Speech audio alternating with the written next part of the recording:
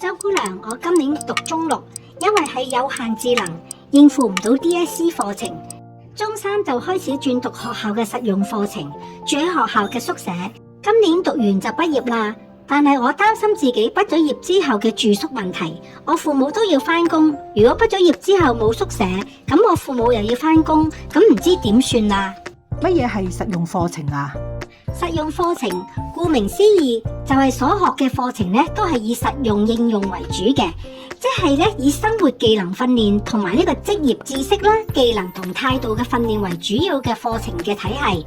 咁係咪即係職業導向嘅課程啊？冇錯啦，我父母咧每日都要返工，加上我咧係用呢個電動輪椅嘅，冇自理嘅能力，依靠咧人哋去照顧我沖涼啦、去洗手間。如果畢業嘅時候仲未獲派宿舍，都唔知點算啊！我啱啱收到學校發出嘅通告，問我哋咧會唔會咧準備喺畢業嘅時候咧申請呢個研讀？你覺得我係咪應該申請呢？我合唔合資格申請啊？唔知學校會唔會批我嘅研讀申請呢？要申請研讀，即係 EOS Extension of School， 需要符合教育局規定嘅3大合理原因。第一，學習受到重大嘅干擾，例如出現嚴重嘅情緒行為問題，接受治療，受藥物影響，同埋身體機能突然間轉差就合乎申請資格啦。第二個原因就係有合理嘅原因導致經常缺課，例如生病啦、手術、代表香港參加比賽、集訓等等以至累積到全年超過1/3嘅時間係缺課咁都係合資格申請㗎。第三個合理原因就係嚴重適應嘅困難，包括新來港啦、非華語嘅學生、語言環境嘅影響，出現嚴重嘅適應困難你都可以嘗試申請㗎。當你有咗合理嘅原因之後家長或者監護人就可以寫信俾學校，道明你申請嘅合理原因，咁佢哋就會進行審批㗎啦。吓，我冇以上嘅原因喎，咁係咪唔可以申請啊？咁你又唔使咁擔心。學校喺運用呢個餘額嘅時候，仲有其他客觀嘅準則嘅。學校可以因應個別學生嘅情況，考慮以下10項嘅一籃子因素之後運用餘額，讓個別嘅學生可以延長學習。有啲乜嘢一籃子因素啊？第一點係學生嘅學習能力同埋進度。由於同一班學生學習嘅能力都唔一樣，例如一個學生讀完咗13年之後佢連獨立喺社區上生活嘅目標能力都未能達得到，係可以申請研讀嘅。第二，專業人士嘅評估報告，包括心理學家、PT、OT、ST、社工嘅報告。例如有一個學生佢有自閉症，需要服藥幫助佢更有效咁控制情緒，但係試藥期間情緒反覆嚴重，時好時壞。醫生慢慢咁同佢調教適合佢嘅藥量同埋呢一個嘅份量。對於自閉症人士嚟講，行為治療係需要配合醫生嘅藥物治療，佢必須要調教到適合嘅藥物同埋呢個藥量，令到佢能夠有足夠嘅穩定情緒去接受行為治療。否則你做幾多都入唔到佢個腦，教都係等於白教。呢方面就要有醫生、心理學家或者社工嘅專業報告去支持佢嘅申請啦。另一個例子就係一個學生因為受到眼部嘅能力影響，喺畢業嘅時候都未能獨立駕駛呢個電動輪椅喺社區上面生活，咁阻礙咗佢未來返學同埋返工嘅獨立生活能力，亦都影響佢嘅未來出路。呢個就需要 PT 同埋 OT 報告去支持啦。第三點就係出路嘅安排。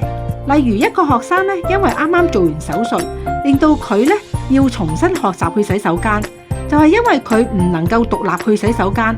如果佢報讀展亮嘅話冇人可以幫到佢日常喺校園如廁。呢一個嘅變化嚴重咁影響咗佢嘅出路，所以係一個申請嘅理由嚟嘅。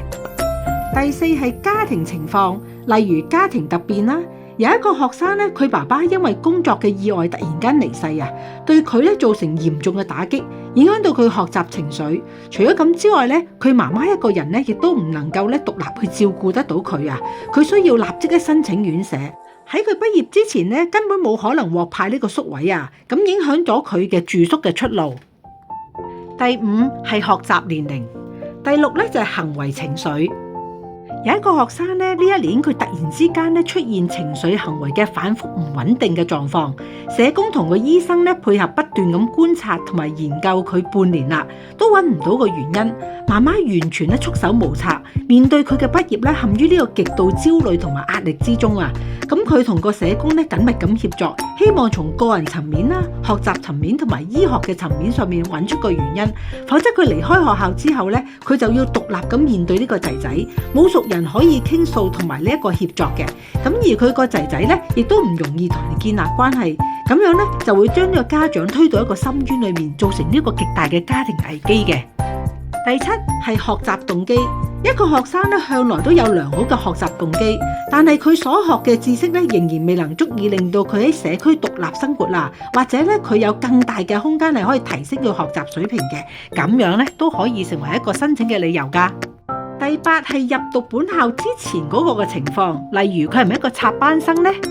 有一個學生咧，佢由國內嚟香港讀中二，嚟香港之前咧，佢從未受過正規嘅教育，佢需要咧更多時間去補足佢過去學習嘅不足，咁呢個亦都成為佢申請嘅理由。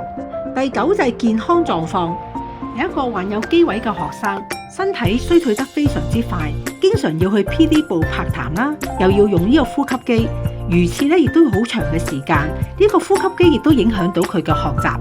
咁咧呢一個咧亦都係健康問題而影響到學習一個嘅理由嚟嘅。第十係寄宿學額嘅供求情況，一個寄宿生佢申請研讀，但係宿舍嘅宿位咧非常之緊張，咁如果佢申請研讀，就要考慮會唔會咧放棄呢個宿位啦。呢一個時候咧，佢可以考慮要學位，唔要宿位啦。第十就係其他嘅原因，例如呢個學習未能達到預期嘅學習成果。例如一個學生佢喺個人學習化計劃嘅目標咧未能達到預期嘅成果。另外咧有一個學生佢因為家庭問題畢業之後唔能夠返屋企居住，又唔能夠申請政府嘅院舍，需要申請公屋。但係佢嘅獨立生活能力咧同埋呢個嘅危機意識喺呢幾年嘅訓練底下咧都未能達到咧獨立生活嘅水平啊，以令到佢安全感喺離開學校之後獨立生活。咁咧就需要咧 OT 咧係去寫報告證實佢係需要繼續接受呢一方面嘅訓練嘅。喺申請嘅時候咧，學校係會要你咧係提交相關嘅證明文件。一般學校咧要喺3月份咧將延長學習嘅學生名額咧交俾教育局，而名額咧唔應該係隨意改動嘅。我有個同學咧，佢計劃喺3月做手術，估計咧佢要休養3個月。咁佢想申請重讀中5，咪冇得申請咯。3月交咗名額之後，又唔係唔可以變嘅。咁喺以下呢5種情況底下咧係可以變嘅。學生喺第一次申請嘅時候被拒，佢上訴得直，咁佢就可以再加翻入去個名單裏面啦。咁喺每年嘅3月咧，個別學生係因為合理嘅原因而長期缺課，而符合呢個延長學習年期咧嘅條件都可以申請嘅。咁3月之後咧，學生嘅情況出現重大嘅改變，以致咧影響到佢個學習啊，咁都符合條件申請嘅。咁修讀普通課程嘅學生咧，認為個考試成績唔理想，想再努力多1年，爭取更好嘅成績入大學咧，都可以申請嘅。咁我又想問啦，係咩人決定我哋申請研讀成唔成功㗎？學校會喺每年嘅3月之前咧開學生學習進程會議，會議中咧包括有校長啦、所有老師同埋專責人士，包括 PT、OT、ST、社工同埋心理學家等等嘅。你講到第一次申請唔成功可以上訴，上訴又係點樣㗎？我應該向邊一個申請上訴啊？你嘅父母或者監護人可以用書面向呢個校監提出上訴㗎。校監會咧連同2個校董組成嘅上訴小組咧開會最終決定。校監需要喺接到上訴2個星期之內咧，與書面或者家長接受嘅其他方式通知咧上訴個結果㗎。聽完你講之後，我係咪可以用呢個出路安排作為申請嘅理由呢？第3點，出路嘅安排，除咗係你嘅升學、職業培訓安排之外咧，對於某些學生嚟講，佢哋入住呢個政府宿舍同埋工場係實打實嘅出路安排嚟㗎。以你嘅情況咧，係可以嘗試以呢個理由去申請嘅。咁成功與否咧，就要睇專業人員嘅專業討論結果啦。我聽你講3月就要將學生嘅名單交俾教育局，咁即係3月之前呢，就已經有研讀申請嘅結果啦。冇錯啊，教育局一直咧為特殊學校提供資源同埋支援，協助學生發揮潛能。各個專業人士咧，佢哋咧為呢個離校生咧早作呢個升學同埋離校嘅準備啊，協助佢哋咧喺申請合適嘅離校嘅服務。學校咧應該幫助呢個家長明白到啦，讓呢個學生咧不斷咁樣咧延長學習年期咧，唔係支援佢哋最合適嘅方法。學校應該咧按照咧學生個人嘅成長需要咧，加強佢哋獨立嘅生活技能，協助佢哋盡早咧咁樣作好呢個離校嘅準備。呢啲咧都係教育局希望學校咧能夠做得到嘅。教育局咧真係企喺度講嘢咧唔腰痛啊！教育局嘅高薪厚職嘅高官啊，佢哋咧有冇了解過我哋畢咗業之後真正嘅出路啊？社區上所提供嘅唔同嘅出路，真係出路嚟嘅咩？我啲師兄師姐畢業之後啊，讀完呢個展亮、明愛樂務、松嶺嘅職訓中心啊，最終咧佢哋咧都係咧入翻呢一個嘅工場做嘢。其實我哋去呢啲職訓中心，只係多咗一個地方咧，令到我哋咧係有多2至3年，叫做有個地方去學下嘢。但係實際上所學嘅嘢咧，根本係唔可以令到我哋揾到工嘅。社會上嘅唔同機構啊，根本咧唔請我哋嘅。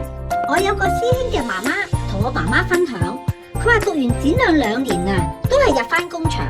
21歲入工場，到60歲啊，都係喺工場。咁不如研讀多2年，咁咪可以遲啲入咯。起碼留喺學校有嘢學，有咁多專業人士幫手，心裏邊啊都安定啲啦。咁我媽媽同爸爸做嘢啊，佢哋咧都可以放心啲啦。好多學生同埋照顧者嘅角度啊，遲啲面對呢個殘酷嘅世界，咁就遲啲啦。所以你以為我哋想留喺度嘅咩？如果我哋可以好似出面嘅青年人啊，有確定嘅出路，又或者咧有能力揾到咧唔同種類嘅工作，你估我哋啊唔想咧離開學校咩？我哋都想為我哋人生而努力噶，係冇方向啊！所有所謂嘅方向啊，都係做下樣嘅啫嘛，欺騙我哋嘅啫嘛。我有個學生啊，佢讀完展亮嘅文職課程之後，就去咗煤氣公司度做，一做就係8至9年啦。唔好講笑啦，100個有肢體殘疾嘅展亮畢業生啊，都冇一個啊係揾到長期嘅工作噶。有一個特別叻嘅，就大鑼大鼓，年年都以佢為宣傳嘅對象，以佢為榜樣，咁樣有意思咩？點解唔講下嗰99個不斷咁讀唔同嘅非牟利機構所謂嘅職業培訓課程，然後幫佢哋揾到1日、1星期、1個月、半年，又或者係1年嘅半職實習嘅工作，咁之後呢，又再落入呢一個失業嘅大軍裏面，不斷咁揾，從來都冇人答理我哋。我哋有個師姐啊，佢讀完呢一個 Ivy，就好似一個人球咁樣啊，被唔同嘅機構招手、培訓完、實習短時間之後呢，然後就咩都冇啦。佢話好大壓力啊！你知唔知道不斷喺呢一個失業嘅循環裏面有幾彷徨，有幾咁大壓力啊？呢個師姐呢，最後佢都係入咗工場。佢話雖然每日呢只係得33蚊，但係至少呢唔使喺呢一個失業嘅環境裏面呢不斷咁樣呢承受唔同嘅壓力。既然最終呢都係要入工場，喺工場呢點樣努力做呢都係每日33蚊，食個飯盒啊都唔夠啊！咁不如多留喺學校2-3年啦。我父母話起碼喺學校有專業人士好好咁照顧，而咧佢哋亦都可以咧係安心咁樣多做2年嘢，賺多啲錢，為個社會貢獻，為日後可能咧需要照顧我而做唔到嘢而積聚一啲嘅錢。明白，完全明白啊！你嘅說話咧，我已經喺呢幾10年裏面咧不斷咁聽，就只有咧你哋嘅當事人啊，先至知道真正自己面對緊嘅係啲咩困難。你所講嘅正正就係香港殘疾人士界嘅真實圖畫，亦都係高官咧睇唔到嘅一面。你知道嘛？佢哋不斷咁俾錢唔同機構搞嗰啲冇意義嘅職訓、職業相關嘅知識、技能同埋態度呢啲咁嘅活動啊，讀完之後咧就幫我哋揾一個短短嘅實習。其實佢哋所搞嘅職訓內容啊，我哋喺學校啊都已經學晒啦。政府俾錢佢哋，唔係幫我哋啊，而係幫培訓我哋嘅人啊，提供一份嘅工作。幫我哋嘅人呢，就真係有一份工作啦。咁我哋呢，俾錢佢哋啊，搞呢啲學校同埋展亮已經學咗嘅嘢。咁不如呢，將呢啲錢俾工場，等我哋喺工場都可以有43個一個鐘嘅工錢。咁就真係真正幫到我哋啦。你今日同我講嘅嘢，我呢幾十年呢都不斷聽到家長同埋學生講嘅。我有好多師兄師姐面對呢一個實際嘅困難，唯有躺平申請綜援生活。但係呢一個絕對唔係佢哋想選擇嘅路。有頭髮嘅邊個想做瘌痢啊？我做咗幾十年人，又點會唔明白啊？多謝你嘅明白啊！希望制定政策嘅人都能夠明白啦。我相信佢哋係明白嘅。咁我就唔同意你嘅講法啦。